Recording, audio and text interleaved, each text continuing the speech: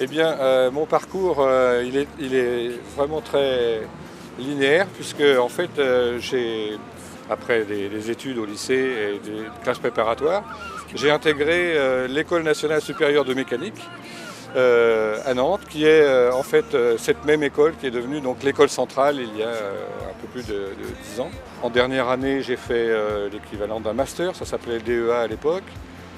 J'ai pris le goût pour la recherche pendant cette dernière année, et donc j'ai résolu de continuer dans une thèse.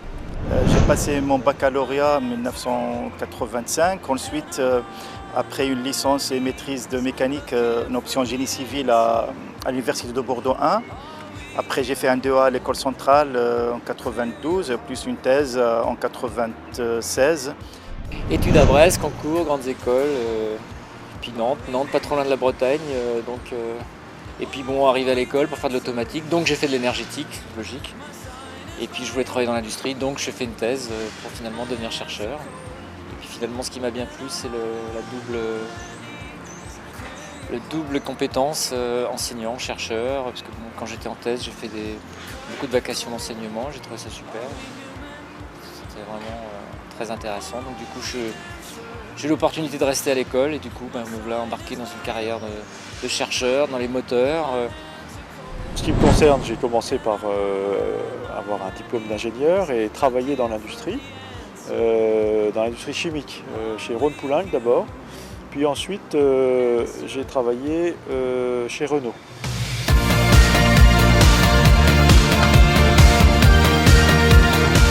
On est embarqué avec des constructeurs automobiles sur le véhicule de demain, comment on va faire quand il n'y aura plus de pétrole, véhicules électriques, etc., etc. Donc on est vraiment impliqué dans des sujets dont on entend parler partout dans la presse, dans les médias. Moi, je vais me focaliser sur des questions qui tournent autour des matériaux et des procédés, à l'exclusion du génie civil. Et c'est vrai que souvent, quand on parle de protection de la planète, on imagine des choses autour de l'énergétique, de l'écologie, éventuellement d'éco-conception, des choses comme ça. Le béton est le matériau le plus utilisé dans le monde. On a besoin de deux choses finalement pour faire le béton qui sont primordiales. Il y a le ciment, parce que c'est lui qui s'hydrate, qui donne les résistances mécaniques aux matériaux. Et on a besoin de l'eau. Lors de la première conférence sur l'environnement à Kyoto, le ciment il a été montré au doigt comme il est responsable des émissions de gaz à effet de serre à 6%. Je ne sais pas si vous vous rendez compte, mais 6%, c'est-à-dire rien que la construction, que le ciment.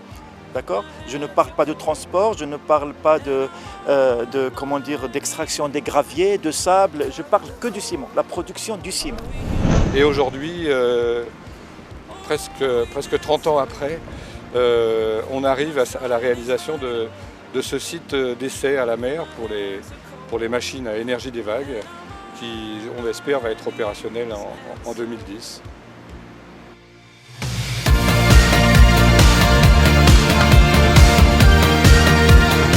Enfin, moi, pour la petite histoire, il se trouve que il m'est arrivé d'avoir des idées, enfin disons de trouver certaines choses, pour parler comme un chercheur, d'avoir des idées, souvent au volant de ma voiture, en conduisant, en rentrant du travail, parce que l'esprit continue de fonctionner, jamais finalement on arrête la machine à chercher.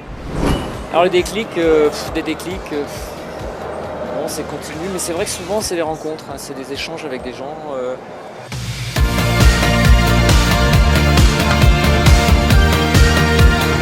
Donc si on est capable de substituer 50% donc, du ciment en le substituant par des sous-produits, pour ne pas dire des déchets, qui sont là et qu'on ne sait pas quoi faire, je pense qu'on aurait fait gagner 10 millions de tonnes de CO2 par an à la planète.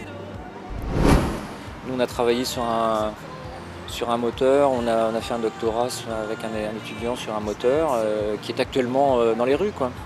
Donc ça c'est vrai que pour nous c'est toujours très intéressant, parce que quand je vois une voiture comme ça, je me dis tiens, il y a un peu de moi sous le capot, donc c'est toujours gratifiant. Donc on a vraiment l'impression de servir à quelque chose. Aujourd'hui, pour citer un exemple, il faut savoir que la Chine chaque année, installe des nouvelles centrales électriques pour l'équivalent de l'ensemble du parc électrique français. Chaque année, l'ensemble du parc électrique français, c'est les nouvelles centrales chinoises. Donc on s'aperçoit bien que et si on n'a pas d'autres technologies, eh bien ces pays sur la voie du développement vont massivement utiliser le charbon et donc massivement continuer de salir l'atmosphère. Donc voilà, c'est vraiment, on n'a pas le... Ce serait vraiment un luxe de se poser une question, pourquoi ci, pourquoi ça. Non, il faut avoir la panoplie entière de toutes les technologies pour toutes les énergies et ensuite les utiliser là où elles sont les plus pertinentes.